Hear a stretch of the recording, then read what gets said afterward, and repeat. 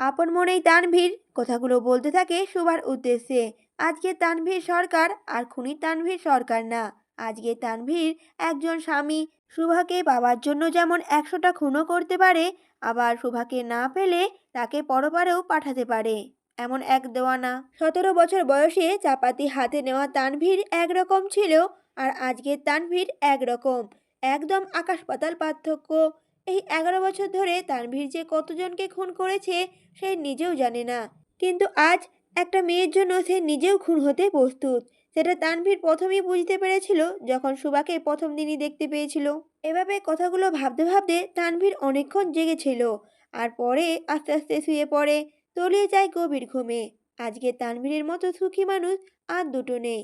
তার পছন্দের মানুষ তার পাশে, যাকে কাছে পাওয়ার জন্য দিনের পর দিন রাতে নির্ঘুম কেটেছে, আজ সে তার পাশে। সকালবেলা রাতে অনেকটা দেরি করে ঘুমানোর ফলে তানভীর শুভা দুজনেই একজনও তাড়াতাড়ি ঘুম থেকে উঠতে পারে না। মরার মতো ঘুমায় দুজনেই। সচরাচর শুভা একটু সকাল করেই ঘুম থেকে উঠতো, কিন্তু এই 3 দিন এত কিছু হওয়ার পর আজকে শরীরটা যেন তার ছেড়েই দিয়েছিল। অপরদিকে তানভীর তার শখের নারীকে কাছে পেয়ে সমস্ত চিন্তা এক সাইডে রেখে ঘুমাচ্ছে নিশ্চিন্তে। সকাল 9টা। শুভার ঘুমটা একটু হালকা হয়ে এলে শুভা আড়মোড়া ভেঙে ঘুমটা ভাঙার চেষ্টা করে, কিন্তু সে অনুভব করে তার হাত পা ঠিক মতো নড়ছে না, পা নাড়াতে পারছে না। অনেকক্ষণ চেষ্টা করে হাত পা নাড়ানোর, কিন্তু ফলাফল শূন্য। এদিকে সুবার হাত পা নাড়ানোতে তানভীরের ঘুমটা কিছুটা হালকা হয়ে আসে। সে খুব বিরক্ত নিয়ে তানভীর চোখ খোলে। সুবাও পিটপিট করে নিজের চোখ খুলতে থাকে। সুবা চোখ খুলতেই দেখে তানভীরের বিশাল মুখটা তার খুব কাছে। চমকে যায় সুবা, ভূত দেখার মতো কিছুক্ষণ চেয়ে থাকে। তানভীর হঠাৎ সুবাকে দেখে চুপচাপ তাকিয়ে থাকে। জীবনে প্রথমবার এভাবে সকালবেলা নিজের পরিবার ছাড়া অন্য কাউকে দেখতে পাওয়া এক অন্যরকম অনুভূতি। সুবা হুট করেই উঠে বসে আর খুব ঘাবড়ে যায়, আর আমতা আমতা করে বলতে থাকে, আপনি এখানে কি করেন? মা দেখলে কি হবে? তাড়াতাড়ি উঠুন, চলে যান। তানভীর তখন বলে ওঠে, নাটক একটু কমাইয়া দেখ বইন, কালকে আমাদের বিয়ে হয়ে গেছে। তানভীরের কথা শুনে কিছুক্ষণ চুপ হয়ে যায় সুবা। কালকে যে তাদের বিয়ে হয়ে গেছে সেটা সে দিব্যিই ভুলে গিয়েছিল। তানভীর সুবার হাত ধরে তাকে নিজের উপরে টেনে নেয়, তারপর সুবার চুলগুলো মুখ থেকে সরিয়ে দেয় আর বলতে থাকে সুবাকে, সকালটা যে এত সুন্দর হয় তোমাকে না দেখলে তো জানাই হতো না। তানভীরের মধ্যে প্রেমিক পুরুষটি আবার জাগ্রত হয়ে ওঠে। সকাল সকাল শখের নারীকে কাছে পেয়ে তানভীর বেশ মুডেই চলে আসে। সুবা তখন আমতা আমতা করে বলতে থাকে, আমার একটু সময় লাগবে তানভীর। তানভীর বলে ওঠে, কয় মিনিট? সুবা বলে ওঠে, কয়েকদিন। তানভীর তখন বলে ওঠে, কাম সারছে রে। তানভীরের রোমান্টিক মুডের 12টা বাজিয়ে দেয় সুবা, কিন্তু তানভীরও জোর করে না, কারণ তানভীর সরকার জোর করে না, সব অটোমেটিক হয়ে যায় নিজে ইচ্ছেতে। তানভীর তখন বলে ওঠে, ঠিক আছে, তা একটা চুমা তো দিতে পারবি? সুবার প্রতি উত্তরে বলে ওঠে, না। তানভীর তখন বলে ওঠে, শয়তান ঝেবড়ি। কথাটা বলেই তানভীর সুভার কোমরটা ছেড়ে দিয়ে উঠে দাঁড়ায়, আর তানভীর উঠে দাঁড়াতেই সুবাও হাঁ করে তাকিয়ে থাকে তানভীরের দিকে। এমন শার্টলেস, শুধু ট্রাউজার পরা অবস্থায় তানভীরকেও কল্পনা করেনি সুবা। সুবার হাঁ করে তাকানো দেখে তানভীর বলে ওঠে, নিজের স্বামীকে কেউ এভাবে চোখ দিয়ে সিডিউস করে? তানভীরের কথা কানে আসাতে সাথে সাথে সুবা অন্যদিকে মুখ ঘুরিয়ে নেয়, আর তানভীরও ওয়াশরুমে চলে যায় ফ্রেশ হতে। আর সুবা উঠে রুম গোছাতে থাকে। সুবা তানভীরের জিনিসপত্র খুব সুন্দর করে গুছিয়ে এক পাশে রেখে দেয়, আর বিছানাটাও সুন্দর করে গোছাতে থাকে। তানভীরও কিছুক্ষণের মধ্যে বাইরে চলে আসে। তানভীর বাইরে আসাতে দেখতে পায় সুবা সুন্দর মতো সবকিছু পরিষ্কার করে দিয়েছে, আরো কিছু কাজ করছে। তানভীর এসে সুবার হাত ধরে ফেলে আর বলে ওঠে সুবাকে, এসব করার জন্য অনেক লোক আছে, তুমি মালকিন, তোমাকে এসব মানায় না। সুবা। তানভীরের কথায় সুবা কোনো উত্তরই দেয় না। এটা তার বাড়ি, তার ঘর, সে যা বলবে তাই করতে হবে। তানভীর সুবাকে ওয়াশরুমে পাঠিয়ে দেয় আর নিজে চলে যায় নিচে। আর তানভীর সিঁড়িতে নামতে নামতে তার আব্বাজানকে বলে ওঠে, শুভ সকাল আব্বাজান। তামিম সরকার তখন বলে ওঠে, শুভ সকাল বাবাজান, বৌমা কোথায়? তানভীর তখন বলে ওঠে, ফ্রেশ হচ্ছে। তানভীর তার বাবার টেবিলের সামনে বসে পড়ে নাস্তা করার জন্য। এমন কোনোদিনও আসেনি যখন তামিম সরকার নিজের ছেলেকে ছাড়া খেয়েছে কখনো। এদিকে আয়েশা সরকারও চলে আসে আর তানভীরকে বলে ওঠে, বাবাজান, সুবা কি উঠেছে?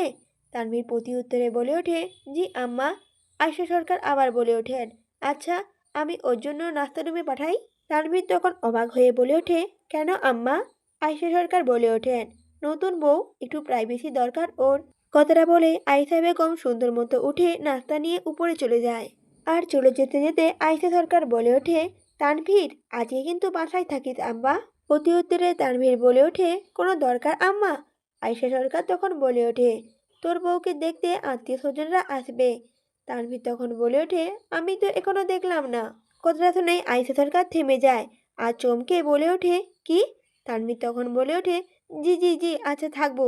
আয়েশা সরকার আর কিছু মনে না করে চলে যায় উপরে নাস্তা দিতে সুভাকে। লক খুলে দেখতে পায় সুভা চুপচাপ খাটের উপর একপাশে বসে আছে। সুভাকে চুপচাপ বসে থাকতে দেখে আয়েশা বেগম বলে উঠলেন, ঘুম ভাঙলো আম্মা জান? হঠাৎ মেয়েলি কণ্ঠস্বর ভেসে আসতেই একটু চমকে যায় সুভা। তারপর তানভীরের মাকে দেখে উঠে দাঁড়ায় আর বলে ওঠে, আলাইকুম আসসালাম আন্টি। আয়েশা বেগম বলে ওঠে, আন্টি আবার কে? সুভা হতভম্বের মতো দাঁড়িয়ে থাকে, কি বলবে কিছুই ভেবে পায় না। শোভার অবস্থা দেখে আয়েশা সরকার একটু হেসে ফেলে আর বলে ওঠে, তানভীরের আম্মা মানে তোমারও আম্মা। কথাটা বলে আয়েশা বেগম নাস্তা রেখে সুভাকে শোভাতে বসায় আর তার সামনে খাবার পরিবেশন করে। সুভা তখন চিন্তিত সুরে বলে ওঠে, আমার ভাই?" আয়েশা বেগম বলে ওঠে, আল্লাহর রহমতে অনেকটা সুস্থ এখন। সকালে আমি তাকে ফ্রেশ করে খাইয়ে দিয়েছি নিজের হাতে। কথাটা শুনে সুভা এক দৃষ্টিতে তাকিয়ে থাকে তানভীরের মায়ের দিকে। আজকে তার নিজের মা থাকলে হয়তো এমনই করতো, বা তার থেকেও বেশি। সুভার চিন্তার মাঝেই আয়েশা বেগম বলে ওঠে, দেখি হাঁ করো। সুভা একটু অবাক দৃষ্টিতে তাকায় আর বলে ওঠে, আমি? মানে? আয়েশা বেগম বলে ওঠে, আরে ঝেমরি, হাঁ কর। সুভা আর কিছু না বলে চুপচাপ হাঁ করে খেতে থাকে খাবার আর বুঝতে পারে তানভীরের এত শুদ্ধ ভাষা ব্যবহার করার পেছনে কারণটা তাহলে তার মা। তানভীর একদম তার মায়ের মতো শুদ্ধ ঢাকাইয়া, কিন্তু একজন প্রধানমন্ত্রীর স্ত্রী এমন কিভাবে হয় সেটা বুঝতে পারে না সুভা। এত মিশুক, এতটা সিম্পল, এক কথায় মাটির মানুষ যাকে বলে। সুভা নানান চিন্তার মাঝে আয়েশা বেগম বলে ওঠে, বউ শাশুড়ির যুদ্ধ নতুন কিছু না, এটা প্রাচীনকাল থেকে চলে আসছে। আমি কিন্তু তেমন শাশুড়ি না, কিন্তু আমার পোলারে কষ্ট দিলে আমি কিন্তু রিনা খান হয়ে যাব। তানভীরের মায়ের কথা শুনে সুভা খুব হাসতে থাকে। আয়েশা বেগম বলে ওঠেন, এই তো সবসময় এভাবেই হাসবি কেমন? আর আমি কিন্তু তোর মা, একদম পর ভাববি না আমাকে। সুভা মাথা নাড়িয়ে হ্যাঁ বলে। আয়েশা বেগম সুভাকে খাইয়ে দিয়ে তাকে একটা শাড়ি আর কিছু গয়না দিয়ে সুন্দর করে রেডি হতে বলে যায়। তানভীর সরকারের বউ বলে কথা, একটু ঠাটবাট না হলে চলে না, কিন্তু বিপত্তি বাঁধে শাড়ি পরা নিয়ে।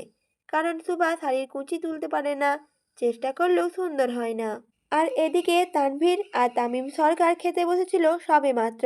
ঠিক তখনই তানভীরের পঞ্চপাণ্ডব এসে হাজির হয় আর সবাই তামিম সরকারকে সালাম দেয় আর তার সাথে তানভীরকেও সালাম দেয়।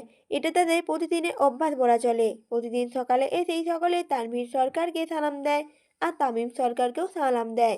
আর আজকে তা ব্যতিক্রম নয়, প্রতিদিনের মতো যে যার চেয়ারে বসে পড়ে আর সুন্দর মতো সার্ভেন্ট খাবার পরিবেশন করে।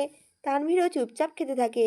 তামিম সরকার বলে ওঠেন, তসরিফ ঘোষণা হবে আজকে বাবাজান।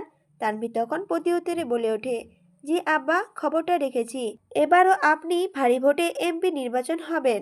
তামিম সরকারের কথার উত্তরে তানভীর বলে ওঠে, আমি এমপি না হলেও আপনি কিন্তু প্রধানমন্ত্রী হবেন, এটা আমি গ্যারেন্টি দিচ্ছি। তানভীরের কথা শুনে তামিম সরকার এক দৃষ্টিতে তাকিয়ে থাকে তানভীরের দিকে আর বলে ওঠে, তামিম সরকার, এখন আপনি আমার ছেলে পরে, একজন স্বামী আগে। যদি স্বামী হতে ব্যর্থ হন তাহলে আমি বাবা হতে ব্যর্থ হব। বাবা যান, আপনার আম্মার জন্য আমি পুরো পৃথিবীর বিরুদ্ধে যেতে পারি।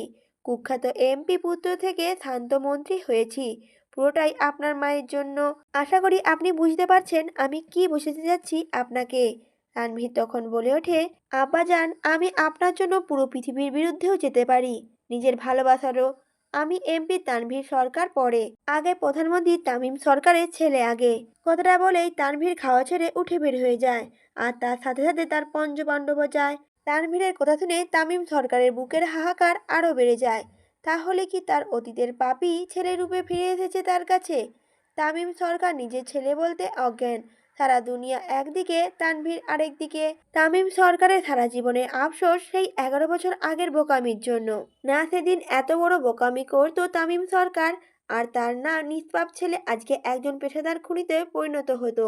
সেই 11 বছর আগে, যেদিন তানভীর সরকারের বোকামির জন্য নিজের ছেলেকে খুনি হতে দেখে। একদিনে 23 জন নেতাকে পরপারে পাঠায় তানভীর। অবশ্য এটা নিয়ে কম জলঘোলা হয়নি, কিন্তু পুরোটা এমনভাবে সাজানো হয় যে সেটার জন্য তানভীর সে যাত্রায় জেলে যাওয়া থেকে বেঁচে যায়।